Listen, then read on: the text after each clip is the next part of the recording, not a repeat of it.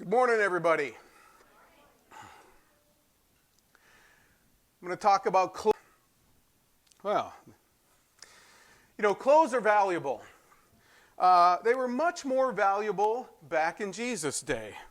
There was no goodwill. Nowadays you can go buy 3 T-shirts for $10. That's not the way it was back then. But, back then, even as it is now, clothes make a great gift. In fact, every Christmas I get socks. But back in the day, in the early Bible days, clothing was a very valuable gift. For example, Jacob gave Joseph a coat for it. At the end of the day, though, Joseph gave all his brothers a change of clothes. It was a good gift. In fact, the first gift given to sinful man was clothing. Did you know that? And Lord knows he needed it. Him and Eve both needed it. The fig leaves of their self-righteousness weren't going to make it through the day. God knew that. So God gave them the gift. Chapter 19, we'll read 3 short verses. Verses 23 through 25. Then the soldiers, when they had crucified Jesus, took his garments and made 4 parts, to each soldier a part, and also the tunic. Now the tunic was without seam, woven from the top in one piece. And they said therefore among themselves, let us not tear it, but cast lots for it, whose it shall cast lots. Therefore the soldiers did these things. Now there stood by the cross of Jesus his mother. I included part of verse 25 because I want you to think about this. Everything I'm going to preach about today, Jesus' mother stood by and watched. Either. But when was the first time Jesus went without his robe within the last 24 hours? It was when he laid it aside willingly to wash the feet of Judas. And I was pondering that every time Jesus lost his clothes, it was willingly. See, no one forced the cross upon Christ. He did it willingly, and it's the most amazing thing. I still ponder it to this day. I study this every day as a pastor. It's my job, but I love the feet of somebody that you knew was lost. You knew they were lost, and I'm thinking how much hotter hell must be for somebody whom Christ had touched their feet and washed them with cool water at one point. I know many former Christians, they're no different, that Christ has touched them, but they've walked away. They talk about Jesus like this, well, my Jesus. And what they're saying is that they've changed Jesus into something else. They've got another Jesus. But here's something they don't mind. Outward garment, every outward thing, but they still think that Christ's only purpose is to give them outward things, to stand up for their agenda of what's on the outward. They dress Jesus up, they strip him, they dress him again like the way they like him, and they strip him again, and they're quite content to leave him there, naked, but he doesn't deserve that. Jesus doesn't exist to back up our agenda. We actually exist to back up his agenda. And I'll tell you this. You have to be able to lay your outer garments down before you can receive his garments. Before you can receive his grace, you have to be willing to admit you need it. Galatians 3:27 and 28 says this. It says, if you've put on Christ, if you've put on his robe, there is neither Jew nor Greek, there is neither slave nor free, there is neither male or female, there is neither white or black, if you are in Christ. Have you read this before? That God is no respecter of persons. Romans 2:11 says this, that there is no partiality with God. But a lot of people, they serve a Jesus that they think exists for their agenda. They want a Jesus that is partial to them and what they want because they think they're right. The soldiers didn't care, though, and people don't care. Listen, I don't think anybody rioting in the streets would be impressed with this Bible verse that there's no partiality with God, because they're all rioting saying there is partiality. Show partiality. Take the knee to partiality.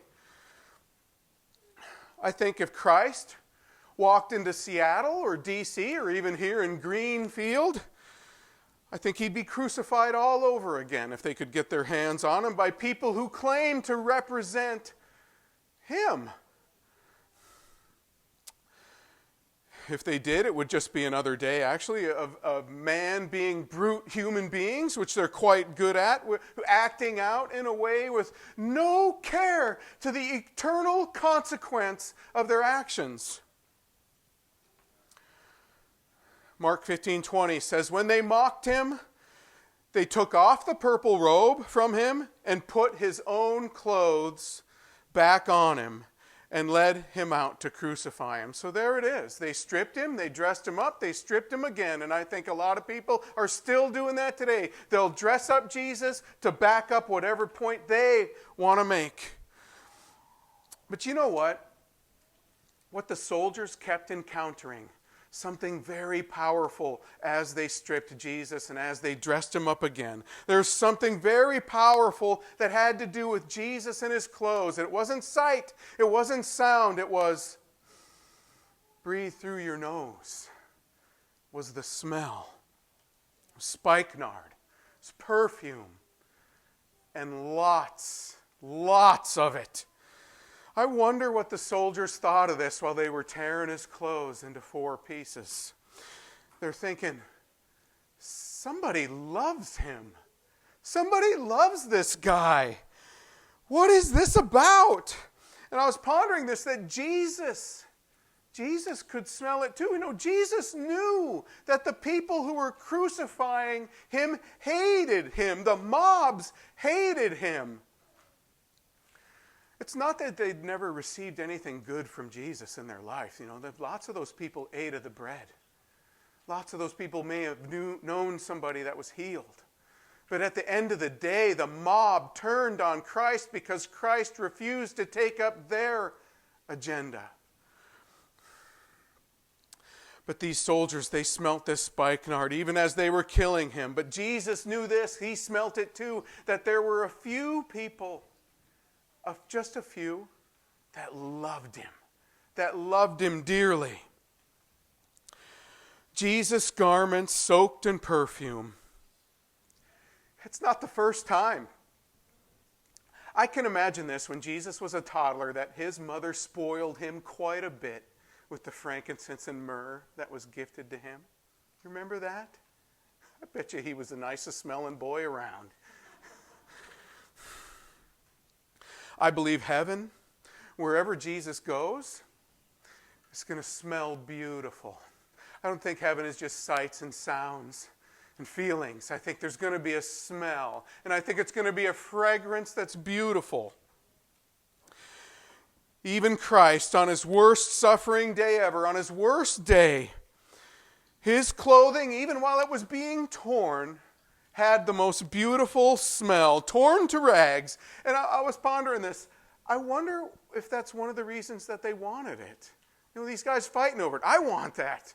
That's $20,000 worth of perfume soaked into this guy's robe. I want it. Now let's tear it up. Let's tear it up. It smells enough. We can spread this smell far and wide. And they tore it into pieces. They took his garments and they tore it into 4 parts. They're probably thinking, he won't be getting it back this time. I mean, would Jesus wear rags? Yes, he did.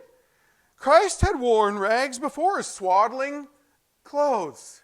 Swaddling cloths is really the word it is. Those are rags. When Christ came to earth, he was born naked, and sinful man took the hem. Shepherds got dirty garments. They took the hem of their garments and they ripped and they tore strips of cloth And they clothed him in swaddling clothes, a babe wrapped in a manger, wrapped in rags. And that's exactly what they were, strips of cloth. That's simply what swaddling clothes were. Would Jesus wear rags? Well, yes. Yes, he did. At the beginning of Christ's life, mankind took his rags, his dirty rags, and wrapped him around him. Now Jesus, and this is quite ironic, it's a sermon in itself really, at the end of his life, his robe is being torn into rags that'll probably wrap around somebody else. He's giving his robes back to sinful man. It's a gift. It's like the Garden of Eden when God said, here's your clothes. You've sinned. You've sinned. Here's your clothes. Jesus actually did this. It made me ponder the Sermon on the Mount. You've heard it said, an eye for an eye and a tooth for a tooth. In Matthew 5:39, he said this, but I tell you not to resist an evil person. Oh, those are hard words.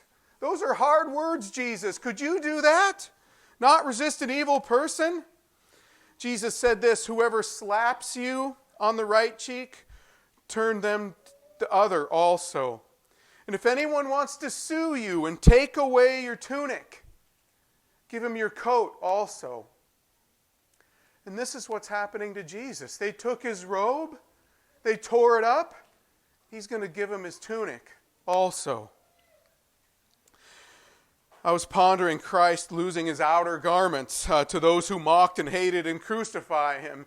And I think of this term when you talk about a guy who lost a lot on a deal or something. They say he lost everything. He even lost the shirt on his back. Well, it happened to Jesus. It happened for you. Jesus did exactly, though, what he asked us to do. If somebody wants your coat, give them your tunic too. That's hard to do when you consider that that's all the clothing you'll have. It's stripped down to nothing. Jesus said, I say to you, love your enemies. Bless those who curse you and do good to those who hate you. He just did that. And pray for those who spitefully use you and persecute you, that you may be sons of your Father in heaven. Now, these 4 men that were nailing Christ to the cross, while they were nailing him, while they were gambling for his clothing, he did just what he asked us to do in Matthew 5. He prayed for them while they were doing it. He did not resist them. Therefore you shall be perfect, just as your Father in heaven is perfect. Now that just means mature in the Greek. It's, I'm not there yet. Listen, ask my wife. I'm not there yet. But listen, I can't sugarcoat these words and say that Christ didn't mean all these things that he said. Listen, Christ died and he practiced what he preached. He prayed for those who were killing him. But the truth is, it wasn't just him. Eventually the martyrs in the stadiums of Rome, they died the same way. They died in the same fashion, and I can't help but think this, that someday me or maybe my children are going to be called upon to die in the same fashion that the martyrs of the early church did. I mean, look around you. I was telling my wife yesterday, I said, I've never known a time in all history when there's been so much hatred. So much hatred in this country. And my wife reminded me, she said, well, during the Civil War, there was quite a bit of hatred. And I thought, well, there was. Yes, it was bad. Families hating and killing families. And it made me almost want to weep for what's going on now.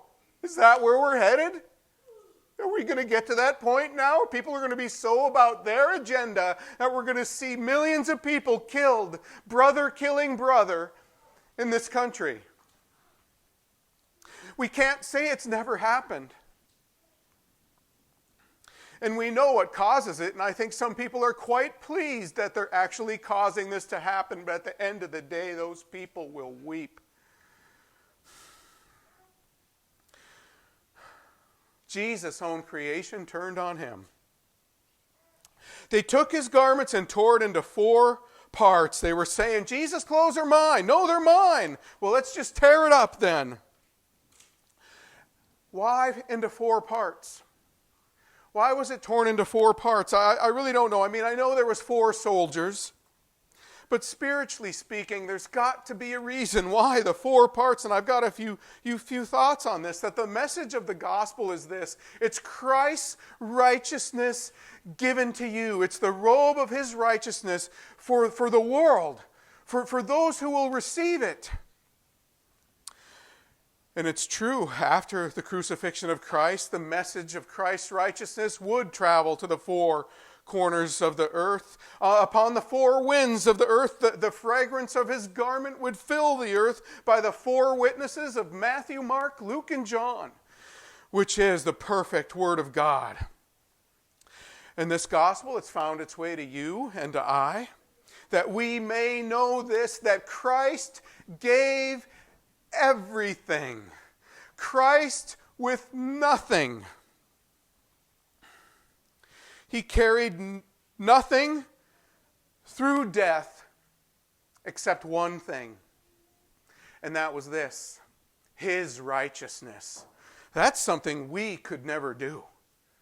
When we die, we will have no righteousness with us unless it's been imparted to us by him, by his robe of righteousness. You know, the seamless garment, which most preachers, when you hear a teaching on this text, they'll just go right to the seamless garment and they'll preach on that for the whole sermon. I will preach on it for a little bit. Why was it seamless?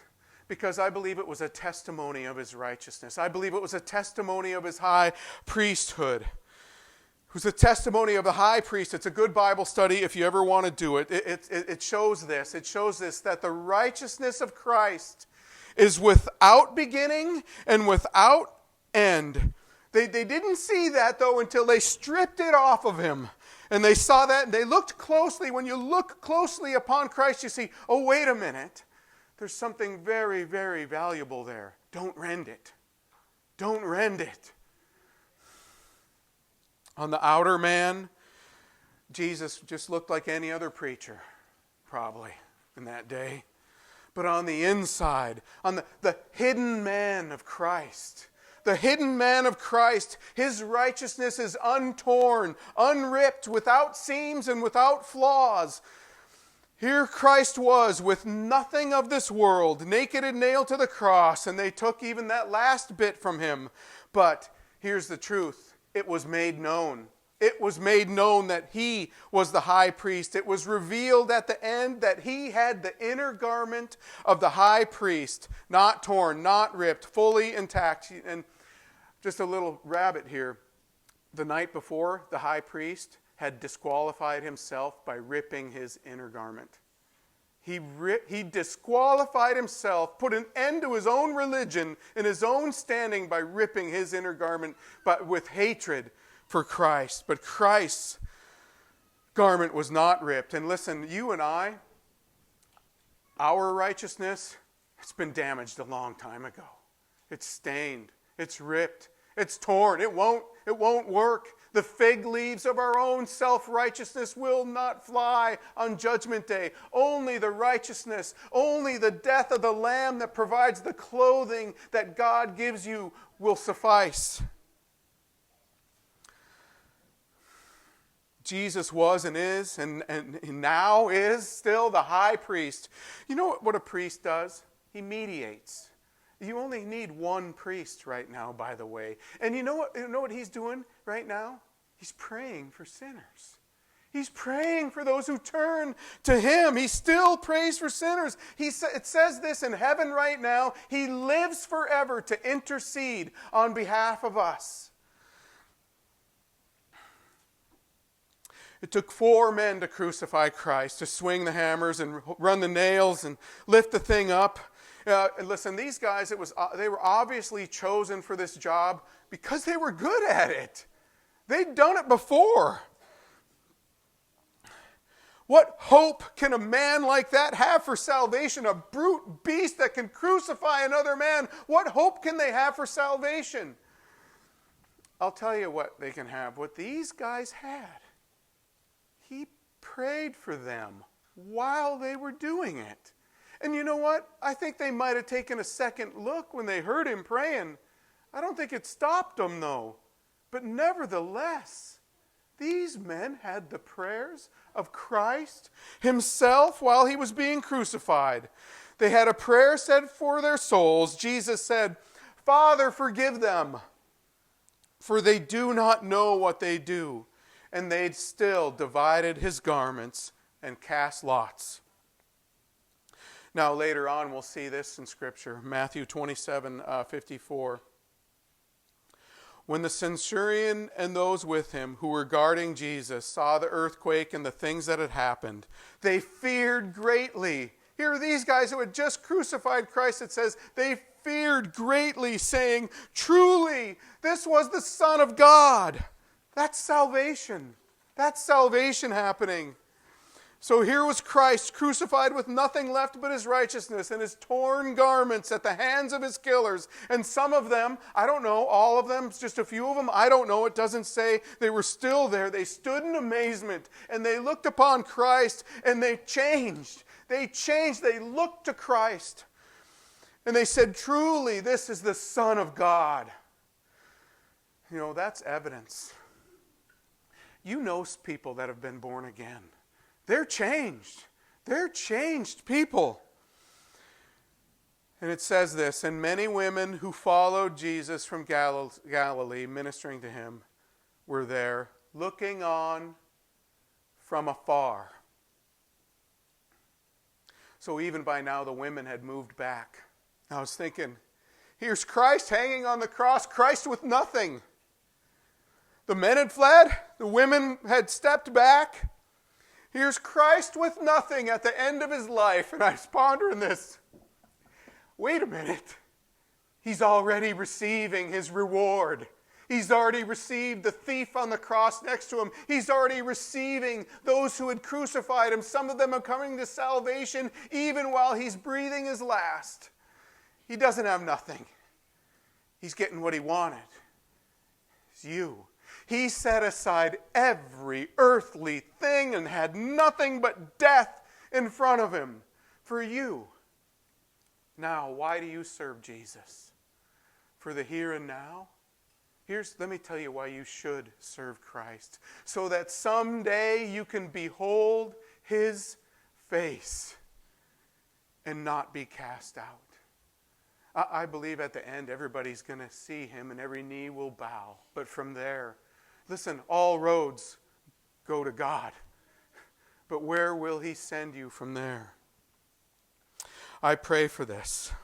That the grace of God that I received it 26 and a half years ago. I knew Christ was crucified. I knew what he said on the cross. But there came a day when I looked upon him 26 and a half years ago. And I saw the grace that he had for me. It changed my life. I pray that happens to you. I pray it happens to every child of mine, every child in this room. Christ did that for you. You know, I have people, even in my own household, they grumble if they got to lift a finger to do anything for anybody else. But Christ gave everything. Christ gave everything. I pray this. May the Lamb that was slain receive the reward of his suffering. Please stand.